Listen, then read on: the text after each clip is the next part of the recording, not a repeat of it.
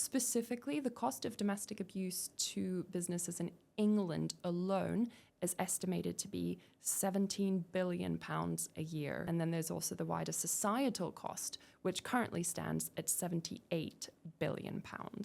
And for reference, organised crime is about half that. So, oh my gosh. Yeah, it's the cost of domestic abuse to businesses in the UK is absolutely shocking. 1 in 4 employees in the UK will be impacted by domestic abuse in their lifetime. I would like to see that in big banners for employers to have a look at and really reflect on.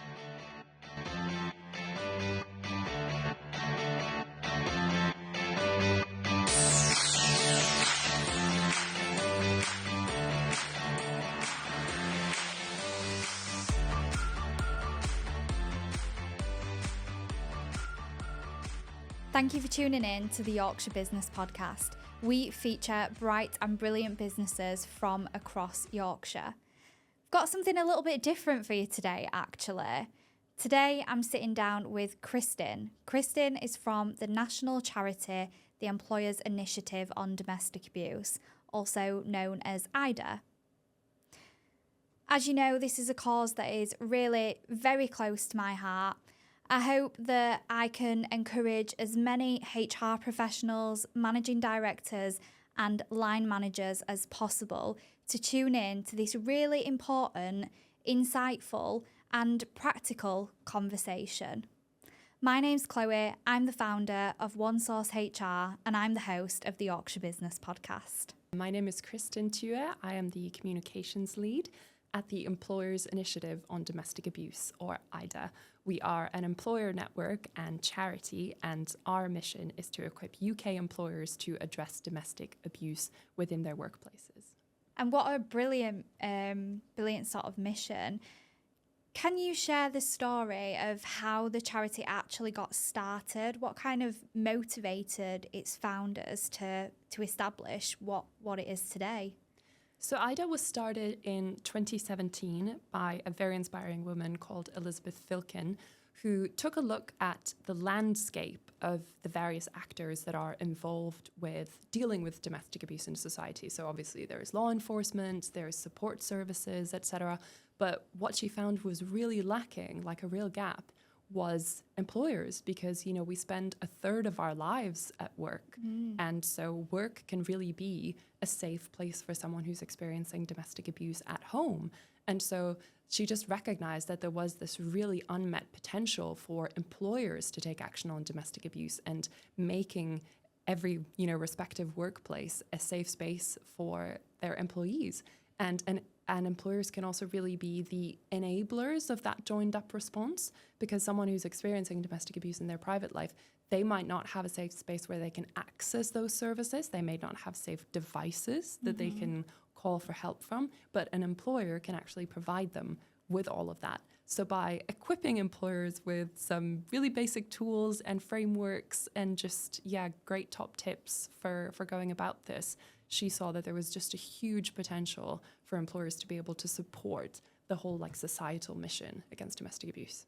I think on the other side of that as well, there is a recognition of how important economic empowerment and economic stability is to enable people to live a life that's free from any kind of oppression or abuse, isn't there? Absolutely. And we cannot stress this enough, that having stable employment and having financial independence, a stable income, is so crucial for people to be able to access the support that they need, and also hopefully down the line to escape abuse and rebuild their life and be able to make that recovery. So it's just so crucial that employers are tuned into this, because of course when someone is experiencing domestic abuse, it's inevitable that that's going to impact them at work. And we can talk a little bit about the numbers and the stats around that. But, people do lose their jobs from this. Many perpetrators sabotage their victim survivors' ability to work, whether it is stealing their access cards or uniforms, or not providing agreed on childcare so that they're actually able to go into work. There are so many different ways that perpetrators weaponize someone's employment. So having an employer who's attuned to the many different ways in which that might manifest, that can make such a big difference to people. Yeah, absolutely. And some of those things that you mentioned there, they can happen whilst you're in that relationship, but they can also happen post-separation as well, can't they?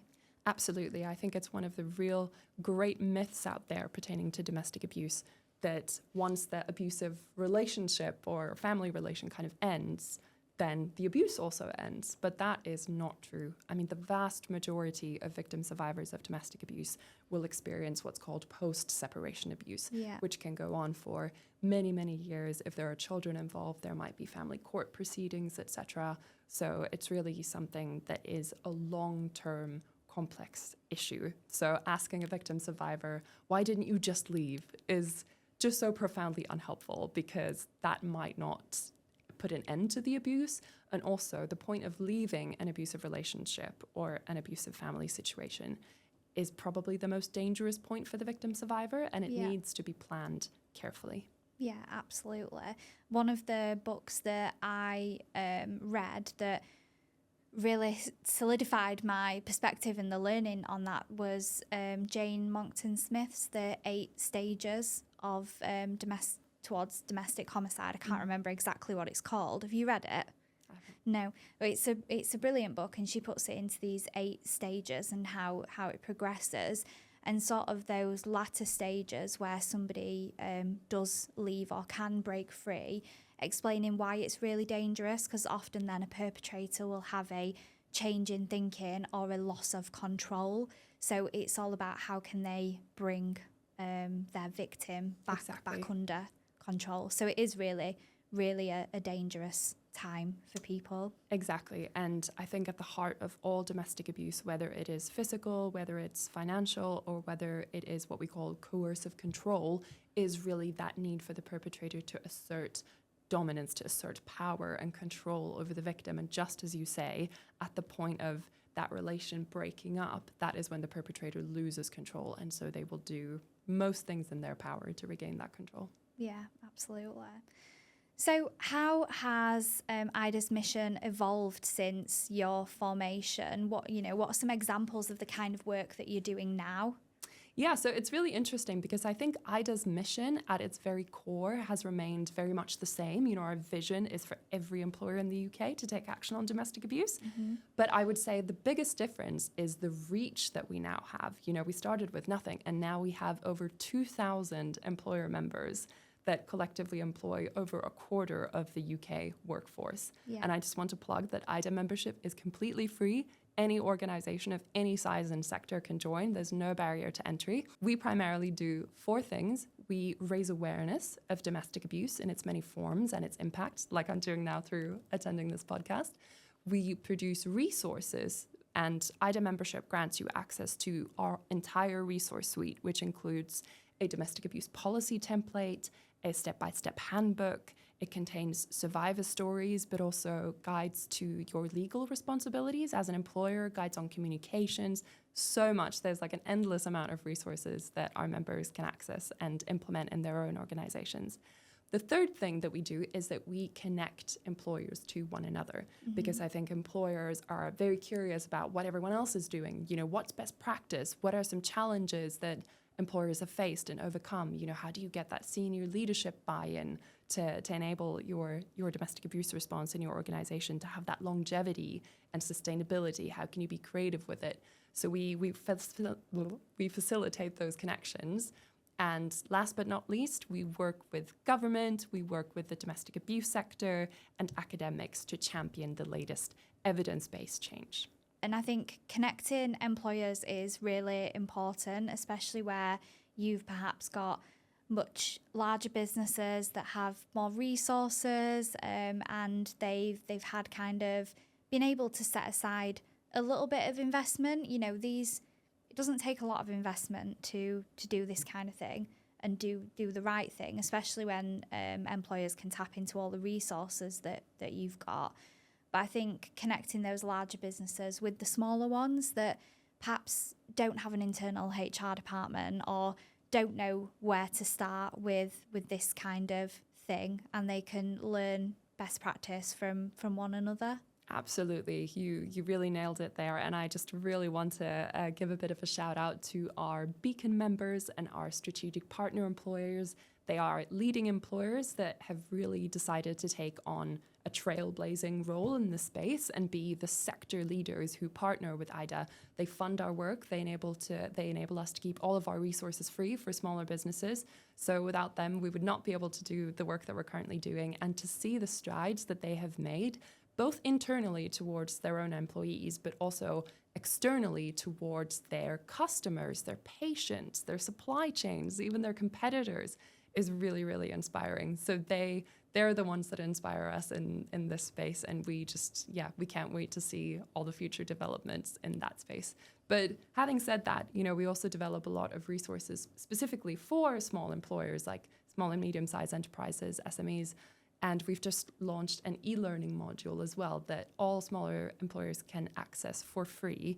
And our handbook as well has a section for small employers. So we really don't want there to be any barrier at all for any kind of organization to take action in a way that works for them in their organization. Yeah, that's brilliant. Yeah.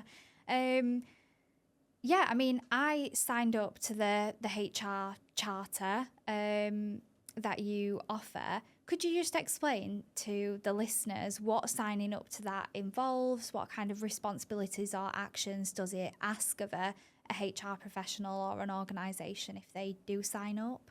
Yeah, the HR Charter is an interesting one because EIDA membership primarily is for employers. So the HR Charter is a different type of sort of parallel membership, if you like, for individuals, because we recognise that HR professionals, more than anyone, will be the people who are actually implementing the domestic abuse and kind of leading that response in an organisation. So we wanted to create something specifically for them. So the HR Charter was designed by and for HR professionals in collaboration with an organisation called Working Futures. And by signing up to the Charter, individuals take on an individual commitment to raise awareness of domestic abuse wherever they work. Because, of course, people change jobs, and we want people to have access to the EIDA resource suite, to all of our events, no matter what job they're in. So as an HR professional, you sign up to the Charter, you get access to all the benefits of EIDA membership, and you commit to raising awareness in your organization, to undertake training, to help implement a policy or written guidance, which is one of the really core tenets that we recommend everyone undertake when they implement a domestic abuse response, and sort of various other awareness-raising activities, just so that everyone can make that individual commitment. Yeah, I think it's incredible that you've got that for HR professionals specifically, because the role of a HR professional, for me, it has evolved so much over the last decade. What was perhaps previously seen as quite a transactional function, or even strategic and commercial, has historically very much been focused on organisational success and how do we get more profits out of people. And as society has evolved and we're more open at talking about lots of different things, we're now expected as HR professionals to lead from the front on many causes, whether that's menopause, mental health, men's physical health, harassment, sexual harassment. It's really quite vast, and I think that is too much for any one professional to carry in a generalist role. I think there's definitely a need for more specialists within the HR profession, but also support services and charities like yours, where HR professionals don't have to be a specialist, but they know they can access specialists and they can do the best and that they can with the resources available to them, and that there are resources available, whether it's learning, somebody to talk to, a way to connect them to somebody that can help them. So I'm really hoping, I mean, there's many things that I hope people will get out of this conversation today, but one thing that I really hope is that my network of HR professionals and peers will come away and take a look at the HR Charter, because I think it's absolutely invaluable. Thank you so much, Chloe, and it's a great plug for the HR Charter there. It's interesting what you say about the responsibilities that are now placed on employers, which is, of course, a general reflection of employment law in society and how that has all evolved. And I think the whole conversation about domestic abuse being a business issue is exactly that. It's about how an organization can get the very best out of its most important asset, which is, of course, its people, and how HR plays such a vital role in recognizing that.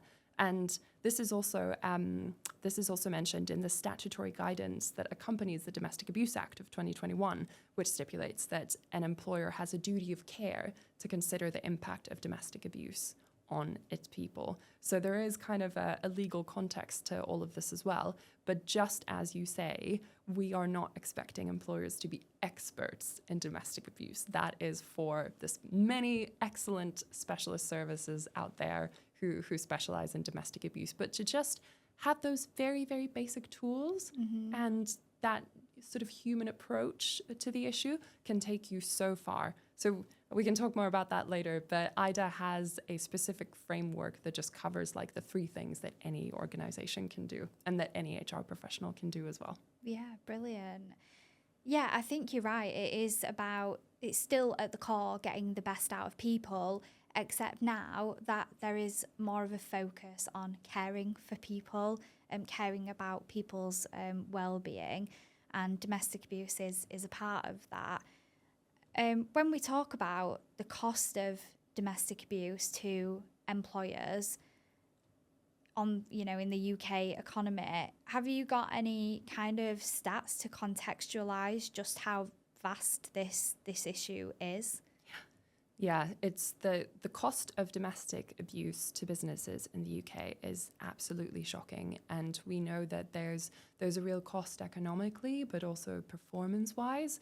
Yeah. Employers who have been surveyed say, over half of them say that domestic abuse had a negative impact on their employees' performances and that it led to absenteeism. Specifically, the cost of domestic abuse to businesses in England alone is estimated to be £17 billion a year in lost output, which is, a staggering amount. We estimate that over 2 million people in England and Wales experienced domestic abuse just in the past year, and 1 in 4 employees in the UK will be impacted by domestic abuse in their lifetime.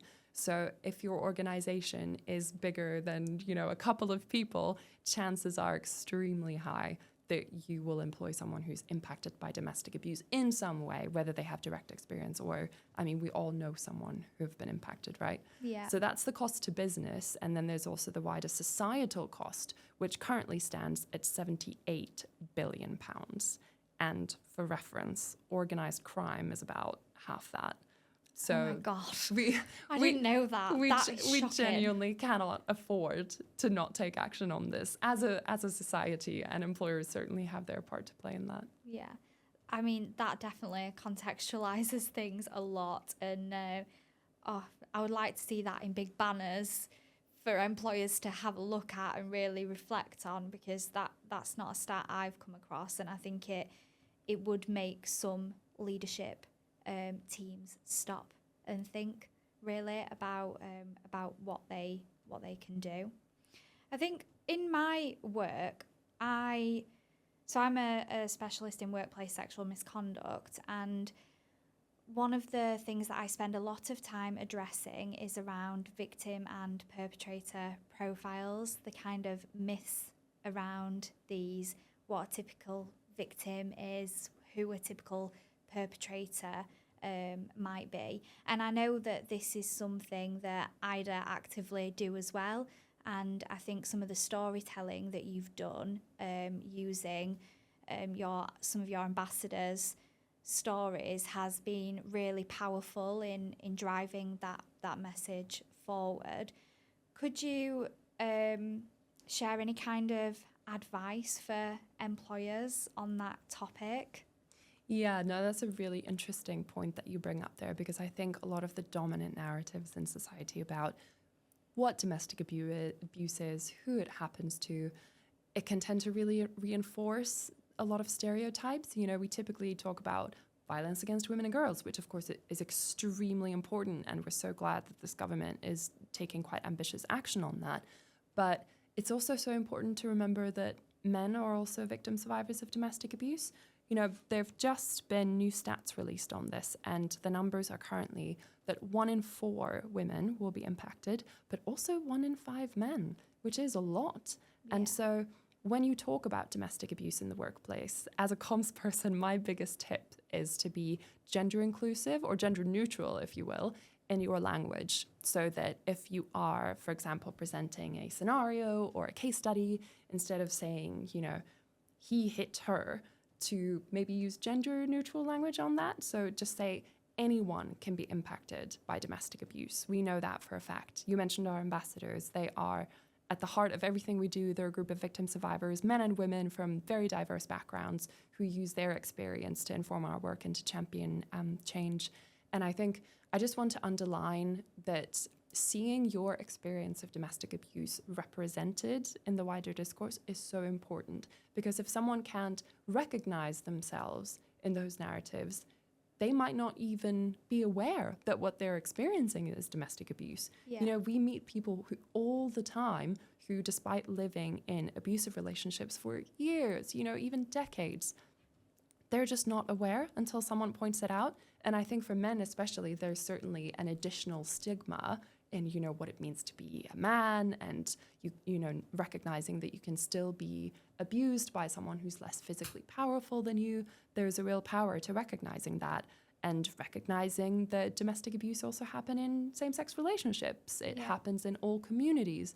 And crucially, something I think we should think about more in a work setting is that it can impact people of all levels of seniority. Mm-hmm. You know, some of our ambassadors were very high-level executives in their careers, and people might be really surprised to know that someone who, you know, has a high income, or someone who's very senior in the workplace, someone who's seen as very strong, very independent, that they can also be impacted by abuse. That's a real shocker for a lot of people. Yeah. But we really want to underscore and just dispel some of those myths, you know, saying that domestic abuse can happen to anyone, regardless of their gender, race, sexual orientation, ethnicity, all of that. And we encourage employers to think about domestic abuse in that holistic way, and that it's all of our business. You know, be domestic abuse curious when you talk about it with your employees. Have the conversation loudly and often in your workplace, so that people really get a sense of, you know, this is something that you care about as an organization, and you've got a culture of that care and compassion, and, you know, this is just how we do it here. Yeah, absolutely. 100% agree with everything you said there, especially around using those kind of gender neutral terms wherever you can. And that's something that I do when I'm talking about sexual misconduct at work, because not only does it does a few things actually. So one is that it engages more people in the conversation. If you go, I'm really conscious of not going raging in places, looking like, you know, a raging feminist on my soapbox, talking loudly about violence against women and girls, which I will always be loud about. But it's not always the best way to engage people. And you can apply a language that engages more people without ignoring that, yes, it is a largely gendered issue.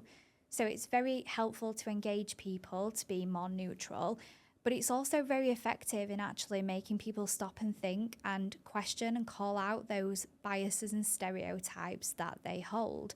So often when I use scenarios in training, it will say they or the colleague, or, you know, it won't say he, him, she, her. But when people come back formulating their responses, you can see that they've started to actually apply those gender roles themselves. So it's really effective in being able to call that out too. So yeah, completely agree with that. Yeah, I'm nodding very enthusiastically here as Chloe is speaking, because as you say, I'm also a raging feminist and have more of the traditional violence against women and girls background. So this was an eye-opener for me as well. But I can only, you know, say that having that slightly more open angle towards it has been so helpful in getting the message across. Not least because a lot of the senior leaders that we work with are male. Yeah. And so to have their experience reflected is really powerful for them too. Yeah, definitely. And I love what you touched on as well about this being something that can impact anybody, irrespective of their role in the business, their socioeconomic status, their socioeconomic background. I think if you went through an exercise where you asked people to draw a picture or have a written description of a victim or a perpetrator, we'd get the stellar drinking, vest wearing. And that is absolutely, you know, not the case. There are people in, as you said, very senior roles that have experienced this. And I think this is where it's so important to think about the response we have as employers if somebody does disclose domestic abuse. In my experience, when an employer I disclosed to an employer, and I was in a relatively senior position, quite high performing. Work was the only thing that I had control over. It was my safe place, my happy place. It was the only thing I probably had left to feel really proud about because I was good at it. And when I disclosed, I was met with disbelief. Well, surely not, because you're so well performing and you're so, I'm very outspoken, I'm very confident, I can hold my own. I've always held my own at work. I've always worked in male-dominated environments where it's been, you know, I'm maybe the only woman on a management team or a leadership team. So for me to disclose that for my employer, they were in a bit of disbelief. And it's not until reflecting afterwards for such a long time that I realised actually that was quite negative and harmful for my kind of recovery. So I wonder if you've got any kind of top tips for employers in how to support somebody if somebody does disclose domestic abuse, and especially in that immediate situation. Yeah, and I'm so sorry to hear that was your experience. And I think it's only all too common because just as you say, employers just aren't aware of how widespread domestic abuse is. They're not aware that it can happen to anyone. They're not aware of the impacts that it can have. Yeah. So I'll outline the sort of 3 things that all employers can do to support victim survivors in the workplace. And that is what we call the recognize, respond, and refer framework. And any organization can do this, even if they don't have any money at all. So it's absolutely applicable to everyone. It is to recognize the signs of domestic abuse, recognize that it is a huge issue that affects so many people. And, you know, being aware of things like you touched on it, things like a sudden shift in performance, work absences. Is someone suddenly really reluctant to engage with colleagues or go to work socials? You know, are they obsessively checking their phone? Are they getting lots of texts or calls during the day? Yeah. Are they arriving really late, or maybe they have to leave super early and seem very preoccupied with kind of leaving on time, those kinds of things, and seeming very anxious about where they're at. So to recognize that is absolutely crucial. And then I'll dwell a little bit longer on the second pillar, which is the respond pillar. And that was exactly what happened to you. You know, you disclosed to someone who wasn't equipped to deal with it, and they reacted with disbelief, which can be so dangerous because on average, victim survivors experience between 35 to 50 individual sort of instances of domestic abuse before they disclose to someone. And the reaction that they get when they first disclose, that can determine everything that happens afterwards. You know, if they are met with disbelief, with judgment, they might never disclose again. And they could have missed that perhaps one opportunity that they had to access support and be supported to hopefully exit that situation down the line. So what I would say is ideally you will train, especially your HR and managers, and ideally everyone, or just raise awareness in the workplace of domestic abuse. Again, it always starts there. And to react with empathy, non-judgment, and recognizing that disclosing domestic abuse is an act of strength. So if someone comes forward saying, you know, I know that this must have been very difficult for you, and I just want to recognize that what you're doing now is a really brave thing. So to really validate their experience, that is so important, and listening without judgment and just believing them. Because again, victim survivors don't necessarily need you to step in and do all the hard work for them, but they really just want someone to believe them when they disclose, and for someone to ask them, you know, are you okay? And are you sure that you're okay? Yeah. That is just so powerful. And so while I know it can be really tempting to offer advice and opinions, to stay away from that as much as possible. But if you can, and if you have a safe system on your server, for example, to perhaps, with the victim survivor's consent, of course, to store a recording of that conversation, to just record some notes of what was said, because if there is a potential court case down the line, to have that as evidence might actually be really useful. Yeah. So that's a discussion for the individual and workplace, but we do encourage it. And the last part of the framework is to refer. Again, the expertise doesn't sit with employers, it sits out there with specialist organizations. And so being able to signpost someone to a domestic abuse service is a crucial aspect of that workplace response. So you need to recognize, respond, and refer, the 3R framework. And you can, for example, have a page on your intranet that lists support services so that people know where to go, they know where to find them, have a service for men, have a service for women, and then also list some specialist services like, for example, services for the LGBT plus community, for Black communities, other minoritized communities, Asian communities, for example. There are lots of specialist service out there, disabled services, just so that everyone has somewhere to go and somewhere where they're able to access that specialist support. So if you're able to do those 3 things, recognize, respond, refer, you're pretty good to go if you can do that in a good way. Yeah, brilliant. You know what? I think that's so useful and so important for people to remember, those 3 R's, recognise, respond, refer. It's not about you having all the answers. It's not about you having to find the right thing to say. Sometimes it's about listening, non-judgmentally. And I think the more you can listen, the more you can validate somebody's experience and let them know that you're there to listen and you'll give them the time to listen and that you believe them. So yeah, that's fab. Thank you for sharing that. And then what about the sort of, they're the kind of, I guess, practical and immediate steps. What about long-term support for somebody? What does that kind of look like? Good practice. Yeah, it's a great question, and it's something that we really need employers to understand is, like I said earlier, domestic abuse is not a quick fix. Every case is different. Every case has its unique complexities. Domestic abuse and its aftermath of post-separation abuse might go on for years. So it's not just about, getting someone a specialist service and then expecting them to be fine after that. So I would say keep that dialogue open with the employee in question. Ask them what they need. Ask them how you can best support them, because they'll be able to articulate, if they need perhaps mental health support. Can you organize that for them through your employee assistance program, your EAP? Lots of EAP providers are actually domestic abuse trained. Yeah. And so to see if your EAP provider offers that specialist service could be a really good shout, because that will help them on their path to recovery.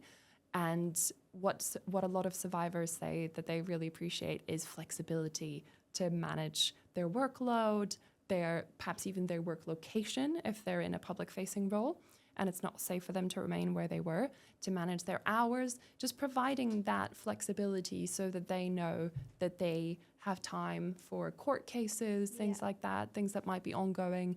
And especially, again, if there are children involved, family court proceedings can take years and years, and it can take a huge toll on someone individually, but also their wider family and all the appointments that they have to follow up. It can be a lot, but being understanding about that and offering that flexibility. If you're able to offer paid leave, that's fantastic. Not everyone can, but we do encourage it if you are. Some larger employers are able to offer things like emergency accommodation or transport, or even financial loans to people. That's always excellent.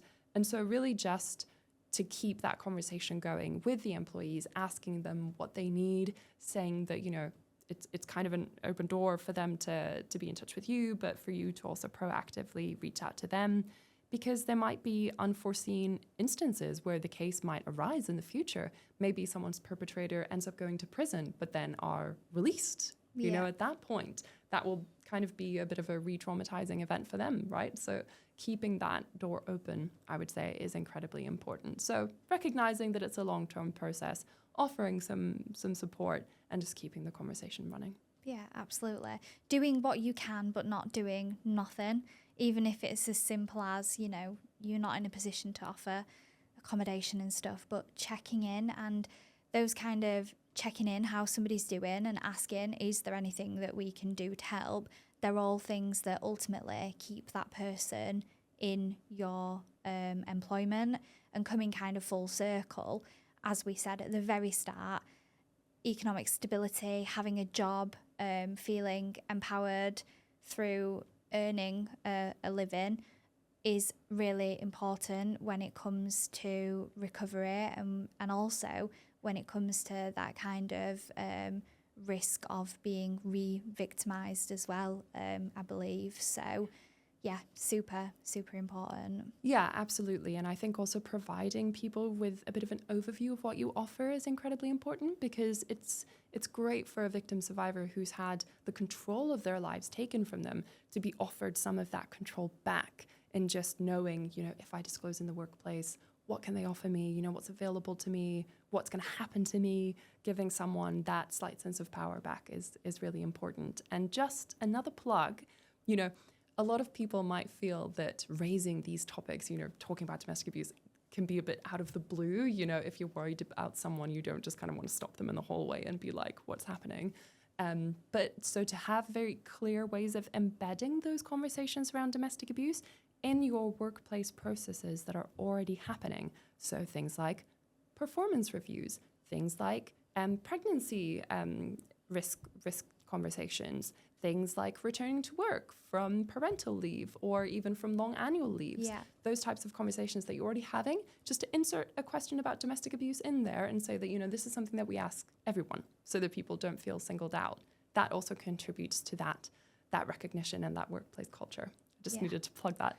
No, that's really, really mega important. Yeah.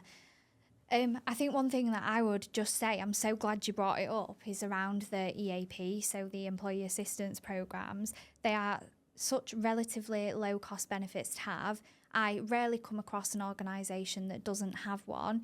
And this is more for employees, which everybody in the organisation is an employee. But use it, phone it. Honestly, your HR team, your leadership team, they get no stats whatsoever. They don't know who's phoned it. They don't know what for. We literally get a report that says 3 people phoned the EAP this year. That is it. So when we say it's confidential, it's beyond confidential. It's truly anonymous, and it can be really, really helpful. So if you're not ready to talk to somebody, an employer, a friend, a family member, sometimes getting some advice or support from a stranger can be really, really helpful as well. And, there are plenty of charities out there specifically for domestic abuse where you can do that. But don't forget that you have got your EAP there too that might be able to help. That's so, so true. And I just want to remind employers to really think about what are the resources that you already have in place, because someone will never come and disclose to any of your HR employees or any of your managers ever, but they might still use your workplace response. They might still visit that intranet webpage and refer themselves. Yeah. So you might never know about all the people that you've helped, but having the response there anyway is incredibly important. Yeah. We, as you said, weaving it into processes that you've already got before somebody's going on maternity leave, when you're looking at that risk assessment, but actually when somebody's coming back to work as well after maternity leave, how has it been? Exactly. It's just asking, isn't it? I would really encourage anyone listening to get the senior leadership support that you need to join EIDA. Again, membership is completely free. And I would say if you need 3 reasons for EIDA membership, One is for the individual employees. An employer that knows about domestic abuse and is able to take action can make a huge difference to someone's life, even save someone's life. We hear about that loads. Two, for the business itself, the economic cost of domestic abuse is absolutely crippling to a lot of organizations. They don't know about it. You can actually check the cost of domestic abuse to your individual organization with a costing tool from Reducing the Risk of Domestic Abuse that you can look up online, and you can plug in your organization and your sector to check that. And then three, lastly, you've done it for the individual, you've done it for business, but we also need to do this for society because, 2 women a week in England and Wales are killed by a current or former partner, and over 60 men a year as well die as a result of domestic abuse. So it's so crucial that this is something that we can't stand for as a society. This is about doing this together and being part of a movement for change and how organizations can play a role in that. So I would like to end with a quote from Jess Phillips, who is our Minister for Safeguarding and Violence Against Women and Girls, who said, this isn't just about business. This could change the world.